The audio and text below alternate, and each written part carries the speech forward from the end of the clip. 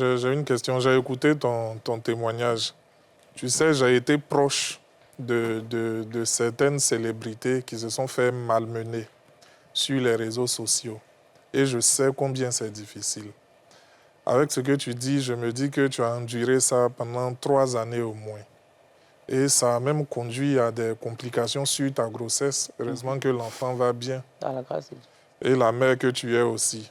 Mais pourquoi, ou du moins, qu'est-ce qui concrètement te motive maintenant, là, après que tu sois passé par toutes ces graves choses-là, maintenant, là, à porter plainte? Est-ce qu'il y a eu un élément particulier?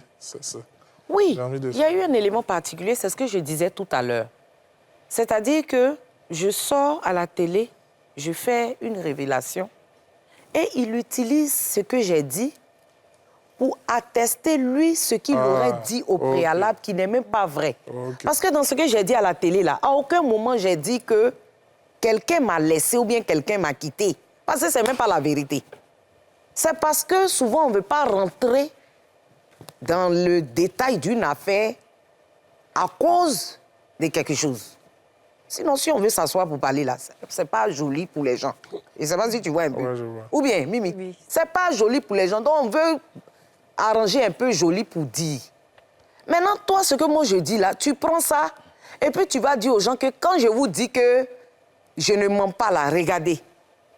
Et puis je vois en bas les gens qui disent « Ah oui, tu nous avais dit ça. » Ah, c'est vrai. Donc, ce qui veut dire, tout ce qu'il a dit au préalable là, C'est vrai. sur moi ou sur d'autres personnes, d'autres personnalités, c'est vrai. Donc, il a plus d'adeptes.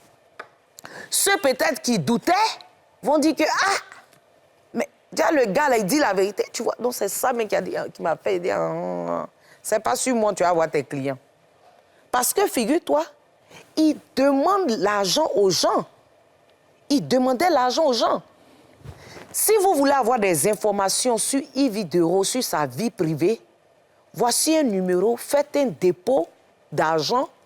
J'ai créé un livre, un e-book que je vous envoie pour que vous puissiez lire chez vous. Parce que ce n'est pas tout je peux dire ici. Et il y a des gens qui payaient. Pour offrir une couveuse à tel hôpital, je mets la vie de Yves Dero aux enchères. Pour offrir du lait à telle maman, voici les informations de Yves Dero. Ses rapports avec tant, quand elle était 4e femme de temps, quand... Et les gens payent. Non, c'est faux.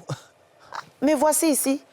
Les gens Je suis payent ça. 4e femme et puis, moi je ne comprends pas les gens. Hein. Et tu as contribué au social? 4e femme là, c'est numéro. Si je suis là, ça veut dire que je suis dans le foyer. C'est bon. Ouais, ce qui est mauvais dedans. Chez les musulmans, c'est autorisé. C'est pas un crime. Mais je veux dire, il a alimenté des rumeurs comme ça qu'il a collé sur moi. Moi, je m'en fous. Moi, c'est moi qui suis public. Mais quand tu t'en vas chercher photos des gens qu'on n'a jamais vus, même à la télé, tu t'en vas parler d'un enfant qui n'a rien demandé. Tu cherches quoi? Donc, c'est un peu ça. Alors, maître, aujourd'hui, c'est elle qui est à la barre. Hein. Qu'est-ce que tout ce qu'elle vient de nous dire t'inspire avec ton regard juridique? Je veux dire, déjà, porter plainte appartient à chacun de nous. On choisit de porter plainte ou de ne pas porter plainte. Mais ce que les gens ne savent pas, porter plainte, c'est une action publique. Je veux dire que même si elle ne porte pas plainte et que le procureur de la République est informé ou bien s'informe de ce fait-là, il peut lui-même actionner ce qu'on appelle l'action publique. Ça veut dire qu'il peut demander s'il est fait. Parce qu'il faut revenir, parce que vous avez employé beaucoup de termes, harcèlement, diffamation, vous avez employé beaucoup de termes. Je n'ai pas bien saisi les faits, mais ce n'est pas le plus important. Dans tous les cas, quand quelque chose de ce genre vous arrive, vous relatez les faits, vous déposez la plainte, c'est le parquet. En Côte d'Ivoire, c'est le procureur qui a l'opportunité de poursuite. C'est lui qui va regarder les faits et puis dire que ce que vous décrivez là correspond à telle infraction Et donc, voici comment on va poursuivre cette infraction. Depuis 2013, heureusement, parce que il y avait un problème avant 2013 parce que les infractions commises sur Internet sont assez spécifiques. Et en matière pénale, il faut toujours pouvoir bien viser le fait pour pouvoir réprimer. Et depuis 2013, la Côte d'Ivoire s'est dotée d'un instrument juridique qui a été aujourd'hui incorporé dans le code pénal, dans le dernier code pénal. Ce qui fait qu'il y a un ensemble de choses que vous décrivez. Par exemple, prendre une identité pour extorquer de l'argent, harceler quelqu'un. Un certain nombre de choses sur Internet, c'est prévu par la loi. Par exemple, l'article 25 dit que quand vous utilisez l'identité de quelqu'un pour extorquer de l'argent, c'est prévu, on peut vous punir, la loi vous punit. Après, diffamation, c'est un peu plus spécifique, c'est une vieille loi qui a été reprise dernièrement par la loi en 2017. Tout à l'heure, vous avez dit vrai ou faux, diffamation, que ce soit vrai ou faux. Dès lors que ça porte atteinte à votre honneur, que ce soit vrai ou faux, dès lors que ça porte atteinte à votre honneur, c'est vrai que, bon, après, il y a certains éléments techniques qu'il faut réunir, mais dès lors qu'on n'a pas besoin que l'information soit vraie ou fausse, peu importe. Mais dès lors que vous pouvez démontrer que ça porte atteinte à votre honneur, on peut poursuivre pour diffamation. Si en plus, c'est dans un article de presse, la sanction devient plus lourde. Voilà, vous voyez. Et donc, c'est pour ça que je dis que, au-delà de ce que vous pouvez... de ce que vous pouvez ressentir, pour moi, il est opportun à un moment donné. Vous direz peut-être que je suis avocat, donc j'ai besoin des clients, mais loin de moi cette idée-là. Mais il y a tellement de mauvaises choses sur Internet qu'il faut que les gens songent à faire baisser. Pour faire baisser, il faut porter plainte. C'est vrai qu'on n'a pas peut-être beaucoup de... les gens n'ont pas peut-être le temps de s'auto-saisir. Ça veut dire qu'il faudrait peut-être que les agents de police judiciaire, les OPJ et le parquet, de temps en temps, essaient de regarder sur les net et puis essayer eux-mêmes d'accompagner les gens pour pouvoir porter plainte, de sorte à faire diminuer le taux de ce qu'on voit sur le net. Parce que les gens croient que quand on a une connexion et quand on a un téléphone, on peut se permettre de dire tout et n'importe quoi. Tout et n'importe quoi. C'est vraiment grave. Mais pourtant, même une invective peut être réprimée. Expliquez ce que c'est qu'une invective pour les personnes qui ne comprennent pas. Ce qu'on appelle injure. Je veux dire, voilà, quand vous injurez quelqu'un sur un réseau social, je veux dire Facebook, en fait, tout ce qu'on connaît, si la personne a la capture, elle va à la PLCC. Il y a même une unité de police qui a été créée maintenant pour ça. Elle va à la PLCC et puis on actionne. Voilà. Je veux dire, ça va permettre aux gens d'avoir du raisonnement, de réfléchir à deux fois avant de publier tout et n'importe quoi sur les réseaux sociaux. J'ai vu une vidéo même du procureur Adou, à qui on passe le salam, qui avait dit comme ça que il disait aux gens il dit, mais vous n'êtes pas obligés de toujours écrire des choses sur Internet. Parce que souvent, des gens se disent, quand ils se lèvent le matin, qu'ils n'ont pas écrit quelque chose, ils n'ont pas commenté, ils ne se sentent pas bien. Donc, ils écrivent du n'importe quoi. Mais moi, oui, vas-y. Désolée. J'ai une question pour Maître. Et quand vous avez parlé des plaintes, tout ça, souvent, il y a des personnes qui, par exemple, ne vivent pas sur le territoire et qui sont hors du pays, qui peut-être vont dans... Il faut parler. Harcèlement, je ne sais pas pourquoi tu aimes te faire. De façon liée à la police, Interpol, tout ça, qui recherche souvent des gens. Est-ce que c'est possible qu'un jour, il puisse avoir une police pour rechercher certaines personnes hors du pays? Madame, vous portez votre plainte ici. Aujourd'hui, heureusement, dans le monde, les polices sont interconnectées, de telle sorte que vous portez la plainte aujourd'hui. Si la personne habite à Islamabad, je veux dire. Après, peut-être que ça dépend des accords de coopération entre les différents États. Mais vous portez votre plainte aujourd'hui ici. L'État de Côte d'Ivoire, la police de Côte d'Ivoire, le parquet de Côte d'Ivoire trouverait un moyen de s'adresser, si on retrouve la personne, il faut déjà qu'on retrouve la personne, de s'adresser à la police de l'État dans lequel la personne vit, et puis on pourra poursuivre la personne.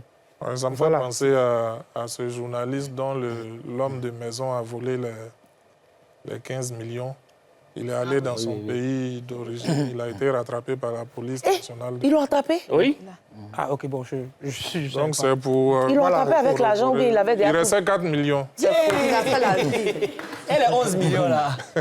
Il restait 4 millions, ils l'ont pris dans une chambre d'hôtel. Voilà. Donc, je veux dire, le fait qu'il soit à l'hôtel, soit à l'étranger n'est pas un obstacle. Ah, vous avez compris. Parce par qu'à contre, l'étranger, on n'est pas à l'abri de Ce sur quoi je voulais revenir, parce que Mhm. il a dit un truc important sur lequel il faut insister. Quand on parle de diffamation, j'ai déjà vu des gens de qui ils ont dit des choses. Ça ne les arrange pas, ça les met en difficulté. Mais ils ont peur d'aller porter plainte parce que ce qui a été dit est vrai. Dans la diffamation, on ne cherche pas à savoir si c'est vrai ou si c'est faux. Imaginez quelqu'un de très respectable dans la société, comme Hayek. Imaginons un instant qu'il est battu par sa femme. C'est-à-dire c'est un homme battu. Ce qui est peut-être vrai. Ce qui est probable. Non, de toute façon, on a dit diffamation, si c'est vrai ou c'est faux. Voilà, de donc, le souligner. donc elle est en le train de truc, diffamer. le truc c'est que s'il est su que ce monsieur est battu, avec le rang et la statue qu'il a, ça peut porter atteinte à son honorabilité. Et moi, comme je suis son proche, je sais ça. Je vais sur, par exemple, Facebook. Tu sais ça? Et puis j'écris Hayek Hassan et matin, midi, soir, on le frappe. Même hier, encore, sa femme l'a frappé. Hein, les gens, et puis il va écrire, j'ai les preuves de ce que je dis. Peut-être parce qu'il a non, que tu aies les preuves ou pas, dès l'instant où tu portes atteinte à son honorabilité, pardon, tu j'ai une... tombes sous le coup. On va aller rapidement avec le psychologue. Vous, est-ce que vous avez déjà reçu des cas comme ça, de personnes qui ont subi un harcèlement, que ce soit sur les réseaux ou dans la vie même active? Oui, plein. C'est récurrent? Pardon? C'est récurrent? Oui, c'est récurrent. C'est récurrent parce qu'il faut dire que les gens ne comprennent pas des choses. Vous savez, derrière un écran, la maturité de certaines personnes chute considérablement. Donc, ils croient qu'ils peuvent tout se permettre. Mais souvent, on comprend ça. Il y a des gens qui sont malades. Il y a des gens qui sont malades. Tout ce que vous venez de dire, il y a ce qu'on appelle la mythomanie. Oui. C'est-à-dire tu manges jusqu'à combien tu crois que c'est vrai. Oui, il ment. Voilà. Il est malade. Donc, il y a... Oui, Voilà. oui, il est malade. Non, il est malade. C'est un malade. Le gars, là, il est malade. La mythomanie. Bon. Et puis après, il y a ce qu'on appelle la coprolalie. C'est-à-dire que... Notez. Saluez-moi, s'il vous plaît. Merci. Il y a ce qu'on appelle la coprolalie, c'est-à-dire que cette pathologie où on a tendance à dire des insanités. Ça, c'est une maladie. À dire des On dit quoi? Tu as coprolais. Tu vois, à commencer à dire des choses comme ça. Et puis maintenant... Non, ça, je vais dire ça à mon chéri. C'est une chose, tu suis... Arrête-moi de coprolalité. Les gens vont souffrir avec nous. Maintenant, les deux derniers points, on peut voir aussi une forme de narcissisme. C'est-à-dire que marcher Comme sur le les prénom autres... narcisse. Voilà, mais pas tous les narcisses. Hein. Voilà. Il fait de la diffamation.